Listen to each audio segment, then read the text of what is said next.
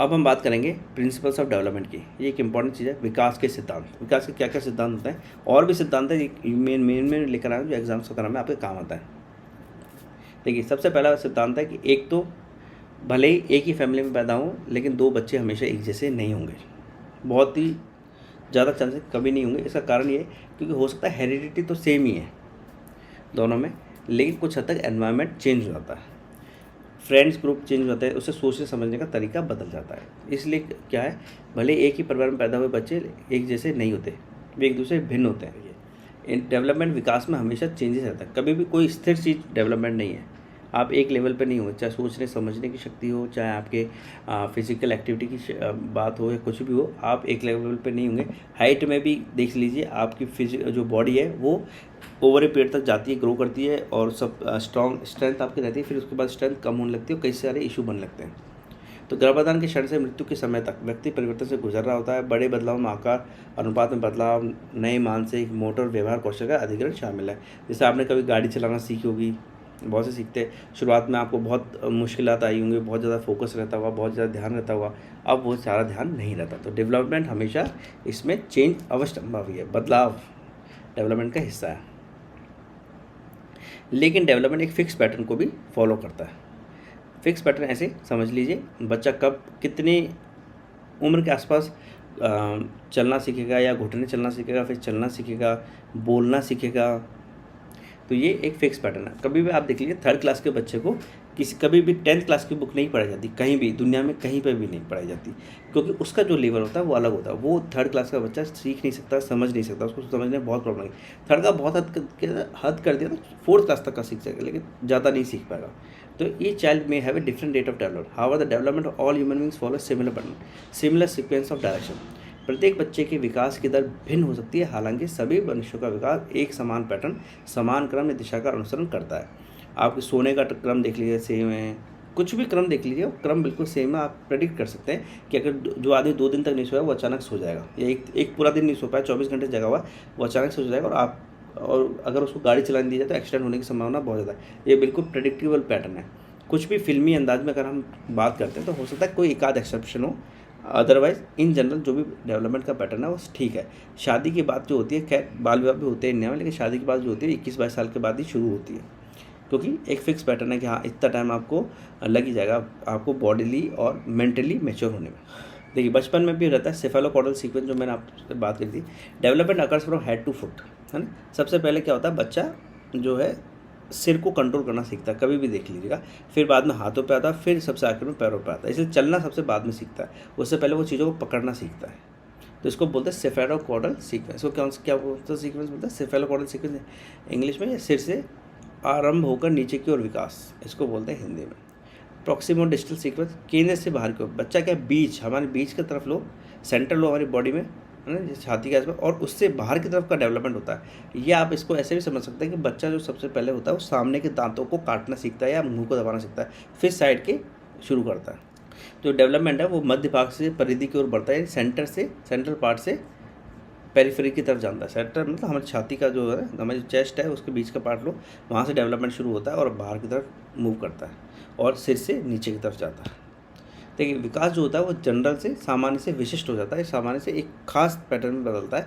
देखिए, इसका आप ऐसे समझ सकते हैं कि जो बच्चा होता है, अगर आप उसको खिलौना दिखाएंगे वो हंसेगा, है ना, पैर भी मारेगा और हाथ भी मारेगा, तो ये हो गया जनरल बिहेवियर छोटे बच्चे का। जो थोड़ा बड़ा हो जाता है, अगर आप उसको खिलौना दिखाएंगे तो उसको जाकर पकड़ लेगा, तो ये स्पेसिफिक बिहेवियर है। तो ये सामान्य जो विकास जो है सामान्य से विशिष्ट की ओर बढ़ता है। जो विकास होता है वह सह संबंधित होता है। इसका मतलब डेवलपमेंट इज को रिलेटेड। क्या मतलब है को रिलेशन का मतलब होता है एक दूसरे से संबंधित। देखिए, क्या होता है कि आपका जो मेंटल डेवलपमेंट होगा, आपकी जो तर्क शक्ति होगी, वो आपकी लैंग्वेज पे भी डिपेंड करेगी। आप किस तरीके की बातें करते हैं, किस तरह के लोगों से मिलते हैं, इन सब चीज़ों पे वो सब चीज़ें डिपेंड करेगी। Physical, mental, social, emotional development सब रिलेटेड होते हैं। देखिए, आप बहुत फिजिकली फिट होते हैं तो खुश होते हैं, लोगों से ज़्यादा मिल जुल सकते हैं, तो आपका सोशल एंड इमोशनल डेवलपमेंट अच्छा होगा। अब आप मान लीजिए बहुत कमज़ोर व्यक्ति हैं, बहुत ज़्यादा घूम नहीं पाते, जल्दी से आप बीमार हो जाते हैं, तो आपका लोगों से बहुत कम मिलना जुलना होगा, जिससे आपका मेंटल सोशल डेवलपमेंट कम रहेगा। डेवलपमेंट इज़ प्रेडिक्टेबल, जैसा मैंने कहा विकास पूर्वानुमेय होता है ना। देखिए, डेवलपमेंट प्रेडिक्टेबल होता है। आपको पता है कि 4-5 महीने का बच्चा घुटने चलना सीख जाता है, तो आप देखिए, अगर आप कोई बच्चा घुटना नहीं चल रहा, तो आप कितने पेरेंट्स जो होते हैं कंसर्न हो जाते हैं। 7-8 महीने से बच्चा आवाज़ें मतलब एक आध वर्ड बोलने लग जाता है, वर्ड तो नहीं मतलब एक सिलेबल बोलने लग जाता है। अगर वो नहीं बोलता तो उससे हम समझ सकते हैं कि कुछ ना कुछ गड़बड़ है। तो एक बिल्कुल प्रिडिक्टेबल पैटर्न होता है डेवलपमेंट का। इसमें एक और चीज़ बताइए, जैसे एक्सरे होती है हमारी, वो रिस्ट का एक्सरे करेंगे तो उससे हमारी जो अप्रॉक्सीमेट हाइट है उसका पता किया जा सकता है। देखिए, डेवलपमेंट ये ज़रूर है, कंटिन्यूस प्रोसेस है, लेकिन पूरी बॉडी का कंटिन्यूसली डेवलपमेंट नहीं होता है। हमारा जो ब्रेन है वो सबसे पहले डेवलप हो जाता है और 8 साल की उम्र तक तो पूरी तरह से डेवलप हो जाता है। Brain attains its full maturity around the age of 6 to 8 years. ये बहुत इंपॉर्टेंट है। जो हमारे हाथ और पैर होते हैं वो और नोज़ होती है, वो मैक्सिमम साइज़ में पहुंच जाती है एडोलसेंस, जब हम लगभग 13 से 17-18 साल की उम्र तक के बीच में वो सारा डेवलपमेंट हो जाता है हाथ, पैर और नाक का। लेकिन हमारे हार्ट, लिवर, डाइजेस्टिव सिस्टम था वो और थोड़ा आगे तक जाता है, यानी 18-19 साल की एज तक जाएगा। जो हाथ पैर है वो 15-16 साल तक या 17 साल तक जब तक हाइट बढ़ती है तब तक ये डेवलप होते रहते हैं। हमारा हार्ट, लिवर, डाइजेस्टिव सिस्टम है वो 18-19-20 साल तक हो सकता है। कभी भी देखिएगा, डाइजेस्टिव सिस्टम की ज़्यादातर प्रॉब्लम्स बच्चों में नहीं होती है, ये बड़े पे बहुत वक्त बाद शुरू होती है। इसमें बहुत हद तक हाथ है हमारी फिजिकल एक्टिविटी का। तो देखिए, डेवलपमेंट की स्टेज बाय स्टेज प्रोसेस, यानी स्तर स्तर होता है। पहले एक लेवल का डेवलपमेंट होगा, चाहे कॉग्निटिव लेवल की डेवलपमेंट की बात करें, पियाजे की बात कर लीजिए, तो उसमें कॉग्निटिव लेवल का जब डेवलपमेंट है उसमें स्टेजेस बताइए। विगोस्की की भी स्टेज बताता है, लेकिन वो ये बोलते हैं कि उसमें वेस्को का बहुत रोल है, यानी एडोलसेंट लोग हैं, खासतौर से जो पेरेंट्स हैं, कोई बड़े घर में हैं या टीचर्स वगैरह, इनका रोल है, उससे डेवलपमेंट आता है। और ठीक ये एक बात फ्राइड ने भी बोला है।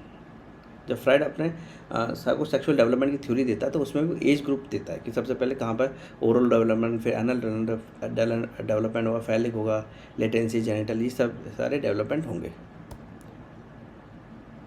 और अगर क्वेश्चन आ जाए कि कौन सा डेवलपमेंट ज़्यादा इंपॉर्टेंट बात का है पहले का, तो देखिए, जितने भी थ्योरी उन्होंने सबसे पहले बात शुरुआत हमेशा कहाँ से की है, बचपन से, छोटे से शुरुआत करिए। तो जो हमेशा अर्ली डेवलपमेंट है वो सबसे ज़्यादा इंपॉर्टेंट है। इनफैक्ट फ्राइड तो कहता भी है कि जो आपकी जो भी थिंकिंग वगैरह होती है बाद में वयस्क के तौर पे, एडल्ट होने के बाद, वो सारी कुछ आपके बचपन में आपके साथ साथ क्या हुआ है, आपने किस तरह का बिहेवियर हुआ है, आपने किस तरह की परेशानियाँ देखी हैं, उस पर डिपेंड करता है। डेवलपमेंट जैसे मैंने बताया कंटिन्यूस प्रोसेस है, लेकिन सारी बॉडी का जो डेवलपमेंट एक साथ एक तरीके से नहीं होता, अलग अलग उसमें होता है। तो विकास एक सतत प्रक्रिया है जो कहाँ से शुरू होती है, आपके जन्म लेने से पहले से ही शुरू हो जाती है। जब गर्भ में आता है बच्चा, वहाँ से ही जो शुरू हो जाता है डेवलपमेंट, और जो उसका मरने तक वो कंटिन्यू रहता है। हाँ, इंडिविजुअल डिफरेंसेस ज़रूर होते हैं, व्यक्तिगत अंतर होते हैं। चाहे आप देख लीजिए जो जुड़वा बच्चे हों या वह जो जुड़वा नहीं हो, भले एक टाइम पैदा लेकिन जुड़वा नहीं हो, उनके जो डेवलपमेंट, भले जुड़वा बच्चे हों, सॉरी, और हाँ, जो जुड़वा बच्चे हों उनमें भी क्या होता है, कभी भी जो डेवलपमेंट होता है वो एक जैसा नहीं होता। मतलब मानसिक रूप से हो सकता है वो डेवलपमेंट ना हो इस तरीके का जैसा कि दूसरे बच्चे का। इसमें बहुत चीज़ें इन्वॉल्व हैं, चाहे जैसे एजुकेशनल डेवलपमेंट हो, किसी से बात करनी हो, खासतौर से बिहेवियरल जो होता है वो जुड़वा बच्चों का कभी ज़रूरी नहीं सेम हो, क्योंकि उसमें सिर्फ आपकी हेरिडिटी नहीं बल्कि एनवायरनमेंट भी इंपॉर्टेंट है, और एनवायरनमेंट सब है, दोस्त वगैरह भी सारे इन्वॉल्व हैं। जो विकास होता है, development is the product of maturation and learning. मैंने आपको बताया मैच्योरेशन क्या, जो हमारे अंदर ट्रेट्स ऑलरेडी इन्वॉल्व हैं, चलने फिरने के जो ट्रेट होते हैं वो सारे के सारे होते हैं, वो इन्वॉल्व हैं, वो इम्पॉर्टेंट है। जब तक उनको अप्रोप्रिएट एनवायरनमेंट नहीं मिलेगा, मतलब कि जैसे आप में पढ़ने की क्षमता तो, लेकिन किताबें कभी पूरी ज़िंदगी में नहीं दी तो फिर आप पढ़ ही नहीं पाओगे। तो वो डेवलपमेंट जो होता है, मैच्योरेशन और लर्निंग दोनों का हिस्सा होता है। लर्निंग में आपका एनवायरनमेंट सब है। Learning is the development that comes from efforts and practice. देखिए, लर्निंग से डेवलपमेंट होता है, और ख़ास बात ये है कि लर्निंग भी एक डेवलपमेंट है। आप जो भी कुछ नया सीखते हैं वो भी एक विकास ही है, उससे आपका विकास हो रहा है सोच समझ का, लेकिन आपकी लैंग्वेज एबिलिटी भी बढ़ रही है, आपकी नॉलेज भी बढ़ रही है। तो लर्निंग अपने आप में भी एक डेवलपमेंट ही है। और मैच्योरेशन लिमिट सेट कर देता है जिससे जितना आपका डेवलपमेंट हो सकता है, बेसिस है।